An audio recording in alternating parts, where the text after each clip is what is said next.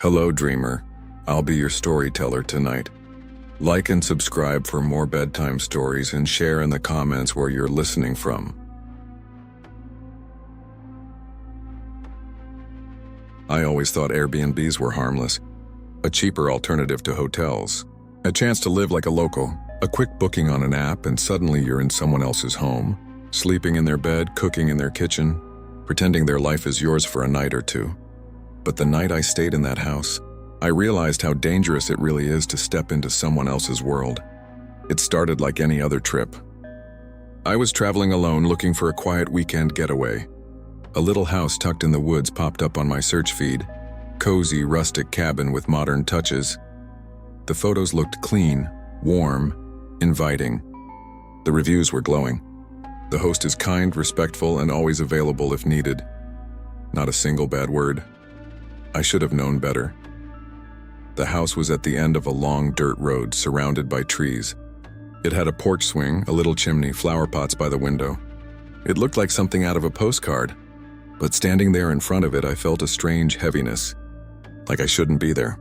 The host greeted me at the door, a tall man, maybe mid-40s with thinning hair and pale eyes that lingered too long. His smile was polite, but it didn't reach his eyes. He handed me the key and said, "Make yourself at home." Something about the way he said it made my skin crawl. Inside, the house smelled faintly of mildew, like damp earth hidden beneath cleaning products. The floors creaked with every step. The walls seemed to press in closer the longer I stood there. Still, I brushed it off. Travel fatigue. An overactive imagination. The first night passed without incident. I made dinner, watched a movie, tried to sleep. The bed was too soft, the kind that swallows you whole. I tossed and turned for hours. Around 2 a.m., I thought I heard something. A faint scraping sound, slow, rhythmic, like fingernails dragging against wood. It was coming from beneath me, from under the floor. I held my breath and listened. It went on for maybe a minute before stopping. Silence swallowed the house. The next morning, I convinced myself it was pipes or maybe a raccoon. Old houses made noises. That's all it was. But the second night, the sound came back. Louder this time. Not just scraping. Breathing. Heavy, labored breathing rising up from the floorboards. I froze in bed, my heart pounding so hard I thought it might burst out of my chest. I whispered to myself that it wasn't real, just my imagination, but I knew it was real. I knew someone was under there. I barely slept. By morning, curiosity gnawed at me. I needed to know. I searched the house, checking every door, every corner. That's when I found it, half hidden behind a cabinet in the kitchen. A small wooden hatch in the floor with a rusted lock dangling uselessly from it. I hesitated, every instinct telling me to walk away. But I had to look. The hatch groaned open, releasing a wave of cold, damp air that smelled of rot. A narrow staircase led down into the darkness. I should have closed it. I should have left right then and there. But I turned on my phone flashlight and went down. The basement was unfinished, the walls raw concrete stained with dark patches. Old furniture was piled in corners, broken chairs and splintered tables. But what froze me in place were the photographs. Hundreds of Polaroids nailed to the walls in uneven rows. Faces staring back at me. Men, women, children. All of them caught in vulnerable moments, sleeping, showering, eating. Some smiling, unaware they were being watched. Others wide-eyed with fear. And then I saw one that made my stomach drop. It was me, asleep in the very bed upstairs. The photo was fresh. Taken just hours before, my blood ran cold. I stumbled backward, nearly dropping my phone. That's when I heard it breathing. Not from the walls, not from the floor, from the shadows at the far end of the basement. Someone was down there with me. I bolted up the stairs, slamming the hatch shut behind me. My hands shook as I shoved the cabinet back over it. I didn't stop to think. I grabbed my bag, my keys, everything I could carry. But when I opened the front door, the host was standing there. He didn't look surprised to see me. "Leaving so soon?" he asked. His voice was calm, almost amused. I stammered something about a family emergency. My mouth was dry, my words broken. That smile crept across his face again. "Too wide, too many teeth. Most guests don't leave," he said softly. "Not after they've seen the basement." My heart seized in my chest. I shoved past him, sprinted to my car, and drove faster than I ever had in my life. I didn't stop. Not for gas, not for food. Not until I was back in my own home, locked behind my own doors, I thought it was over. I wanted to believe I had escaped. But a week later, I found an envelope slipped under my door. No return address. Inside were 3 Polaroids. The first was me lying in my bed at home. The second was me in the shower, water dripping down my face. And the third? The third was me asleep in that Airbnb. The same photo I had seen nailed to the wall. The smell of damp earth seemed to rise from the envelope itself. I swear I heard it then, faint and distant, scraping, breathing, waiting. I didn't escape. Not really, because whoever was in that basement knows where I live.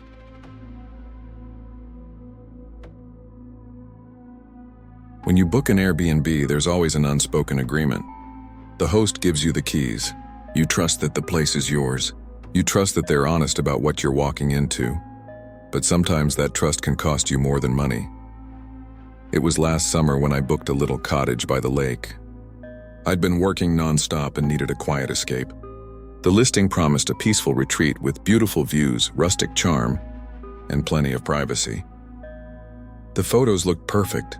Sunlight spilling through lace curtains, a rocking chair on the porch, a dock stretching into still water. The reviews sealed the deal. Dozens of 5-star ratings, all saying the same thing. Lovely stay. Host is friendly. Highly recommend. Not one red flag. When I arrived, the house was exactly like the pictures, maybe better. The air smelled like pine. Birds sang from the trees. For the first time in months, I felt like I could breathe. The host wasn't there to greet me. Just a note on the table. Welcome. Please enjoy your stay. The only rule, do not open the locked room upstairs. At first I laughed. Every horror movie I'd ever seen flashed through my mind.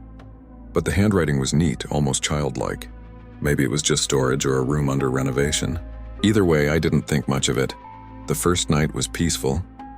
I sat on the porch, watched the sun melt into the lake, and fell asleep in a bed softer than clouds. But around 3 a.m., I woke to a sound. A faint click. Then a creak like a door slowly opening. I held my breath, listening. The house was silent again. Too silent, I told myself it was the old wood shifting. But when I glanced at the ceiling, I realized the sound had come from directly above me, from the locked room. The next morning, I decided to check. Maybe the note had been a joke. Maybe the door wasn't even really locked. I climbed the stairs.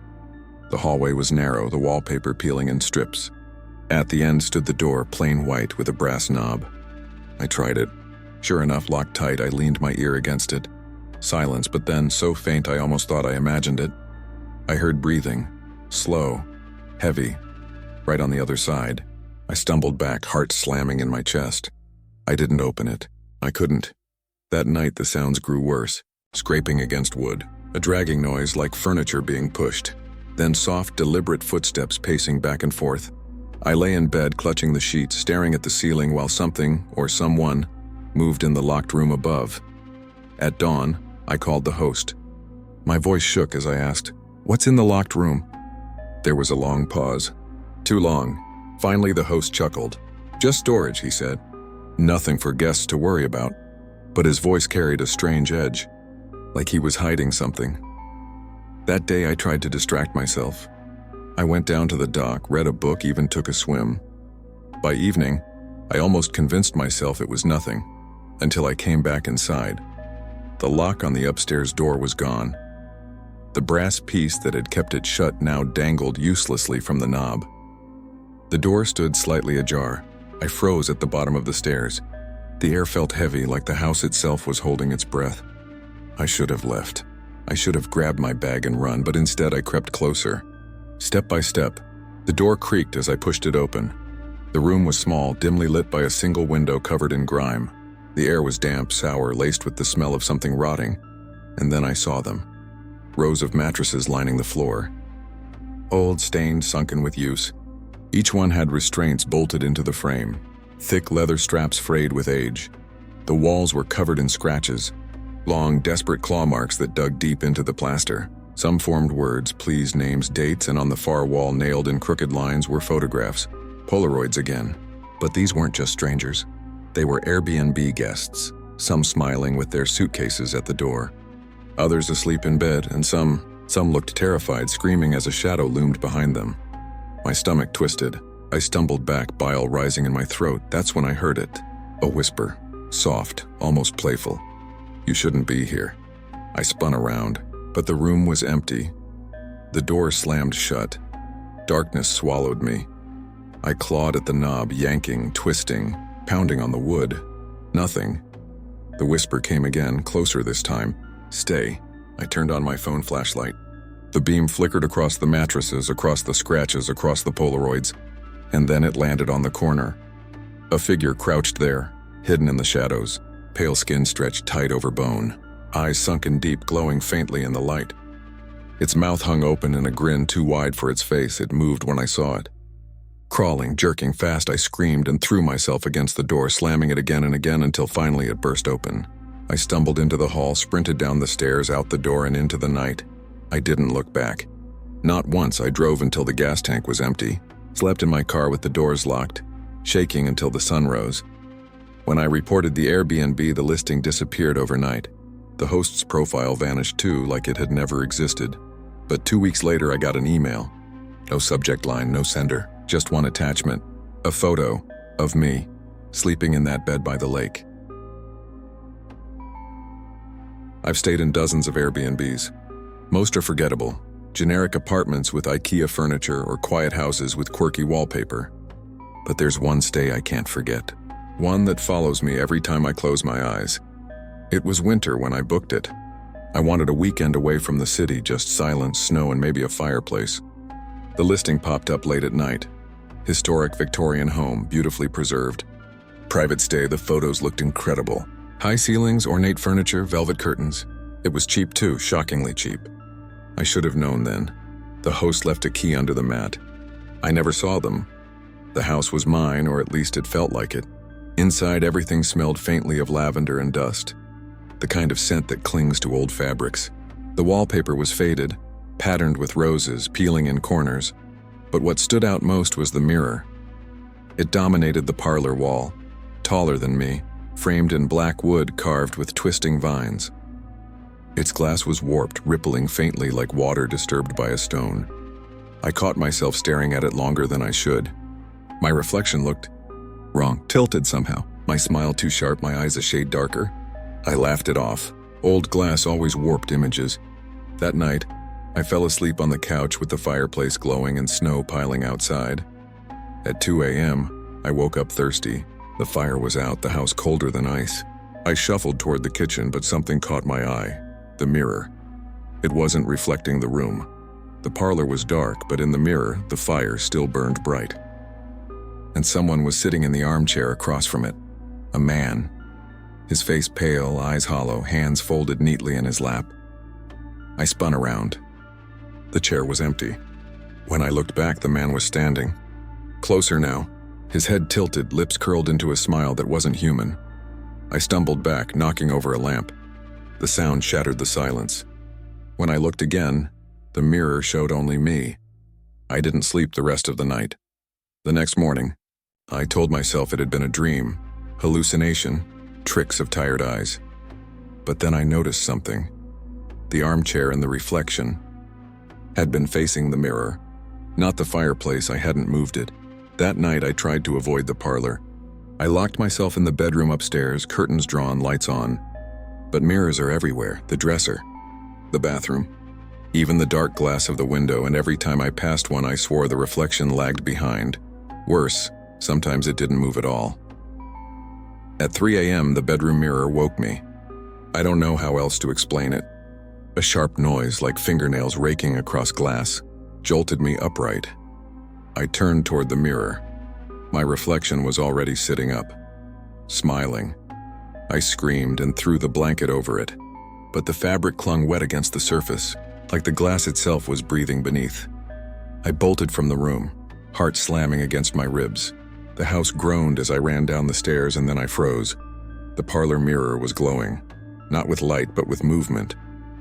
Shadows twisting inside it, swirling like smoke trapped in a jar. Faces pressed against the glass, dozens of them, mouths open in silent screams, and behind them the pale man. His hand stretched out, pressing against the inside of the glass. He was closer now. So close I could see the cracks forming where his fingers touched. I backed away, whispering, "No, no, no," over and over. But the mirror shuddered. The frame groaned. And with a sharp crack, a fracture split the glass. A hand pushed through. Pale, wet, reeking of rot, I ran. The front door wouldn't budge. The windows were nailed shut. Every exit blocked. Behind me, the sound of shattering glass echoed through the house. I didn't look back. I sprinted to the basement, the only door that opened. The air was damp, choking. I fumbled with my phone flashlight and froze. The basement walls were covered in mirrors. Dozens of them, different shapes and sizes. Each one reflecting me, but not me. My reflections smiled, tilted their heads, raised hands I hadn't lifted. Some pressed against the glass, desperate to get out. Others beckoned me closer, and in every single one, the pale man stood behind me. I dropped my phone. Darkness swallowed me. When I finally clawed my way back upstairs, the house was silent. The parlor mirror was whole again, spotless, reflecting only the empty room. I didn't stay to question it. I grabbed my bag and left before the sun rose. I reported the listing. Like the others, it vanished. No trace of the host, no sign the house had ever been there. For weeks, I told myself I imagined it. Stress, lack of sleep. But then the mirrors in my apartment started to change. Sometimes I catch glimpses of faces that aren't mine. Shadows lingering just out of reach. And at night, when I'm half asleep, I hear the sound of fingernails dragging across glass. Last night, I covered every mirror in my place. Every single one. But when I woke this morning, the covers were gone, and the parlor mirror was standing in the corner of my bedroom. I never thought much about attics. Most people don't. They're just dusty storage spaces filled with boxes of junk no one wants to throw away. Old photo albums, broken lamps, suitcases from trips long forgotten. Places you don't think about, don't go into, don't really live in. But during one Airbnb stay, I learned that sometimes the attic isn't empty. Sometimes someone is already there. It was late spring when I booked the house. I'd been working myself into the ground. Long hours, endless deadlines, no real sleep. I just needed to get away. Somewhere quiet. Somewhere cheap. Scrolling through the listings late at night, one house caught my eye. Charming two-story cottage with garden. The photos were simple but warm. White curtains swaying in the breeze. A little garden with daffodils blooming in neat rows. Hardwood floors that seemed polished by time. The reviews were glowing. Peaceful. Perfect weekend getaway. Would absolutely stay again. Not one bad word. And the price? Too good to ignore. I clicked book. The host messaged me before I even got there. A polite, almost formal note. "Welcome. Please enjoy the home." One note, "The attic is off limits. The door is locked." Nothing inside. I barely noticed the last part. Lots of Airbnbs keep a storage space locked. Owners have to put their own things somewhere, right? I drove up that Friday afternoon, winding along a narrow country road until the house came into view.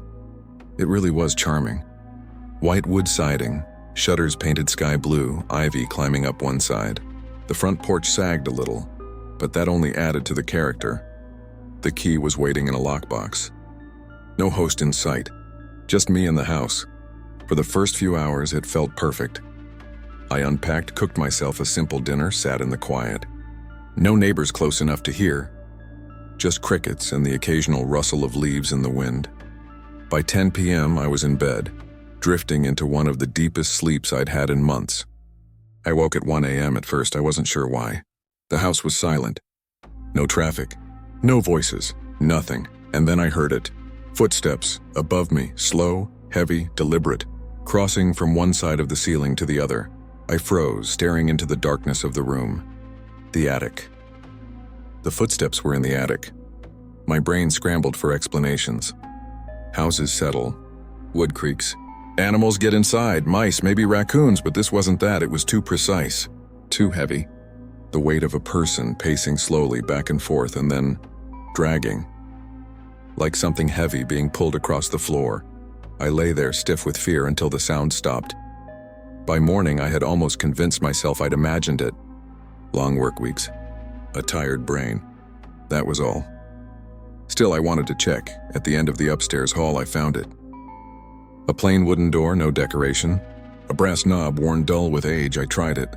Locked, just like the host had said. But when I leaned closer, pressing my ear to the wood, I swore I heard something. Breathing. Slow. Shallow. I jerked back, heart hammering. Told myself I was imagining things. Told myself it was just air moving through the old wood. But the truth settled deep in my chest, heavy and undeniable.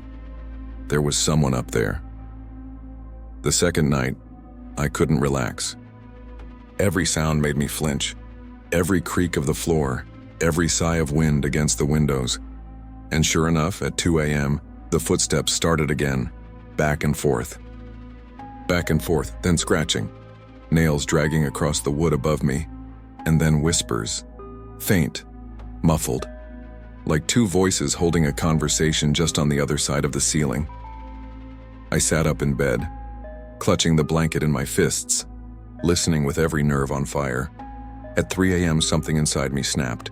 I couldn't take it anymore.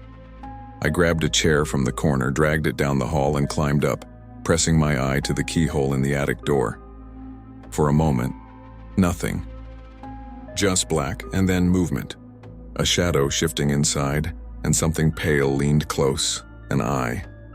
Bloodshot, unblinking. Staring right back at me, I screamed, lost my balance, crashed to the floor. By the time I scrambled up and looked again, the keyhole was dark, the whispers were gone, the attic was silent. By the third night, I didn't even bother trying to sleep. I sat upright in bed, lamp on, phone clutched in my hand. My chest ached from the constant pounding of my heart. Around 2:30, it started again, not footsteps this time. The knob. The attic doorknob was rattling. Back and forth, jerking against the lock. Metal scraping, wood splintering, and then 3 knocks, slow, deliberate. Right above me, I couldn't move. I couldn't breathe. Finally, the sound stopped. The silence after was worse than the noise. I sat awake until dawn, every muscle rigid, waiting for the lock to give. By morning, I was done. I packed my bags in a frenzy, hands shaking, sweat dripping down my back. I stormed downstairs, desperate to leave. And then I saw it. On the hallway table, a Polaroid photograph, one that hadn't been there before. It was me, asleep in bed, taken from above, from the attic. I dropped my bags. My mouth went dry. Every hair on my body stood on end. That was all the proof I needed. I didn't care about refunds. I didn't care about reviews. I grabbed my keys, threw my bag into the car, and drove. I didn't even close the front door. I thought it was over. For days afterward, I told myself I had escaped, that whatever was in that attic was locked away in that house, in that town, in that moment. But fear doesn't stay behind. It follows. Back in my own apartment, I started to notice little things. At night, when the building was quiet, I'd hear faint creaks from the ceiling. When I passed the hall closet, I swore I heard whispering inside. Sometimes, lying in bed, I'd wake suddenly at 3 a.m. to the sound of dragging, slow, heavy, like someone pulling something across the floorboards above me. And then last week, I found another Polaroid slipped under my front door. Me again, sleeping in my own bed. And now, every night, I find myself staring up at the ceiling, listening, wondering, because I don't have an attic, but someone is still up there, waiting.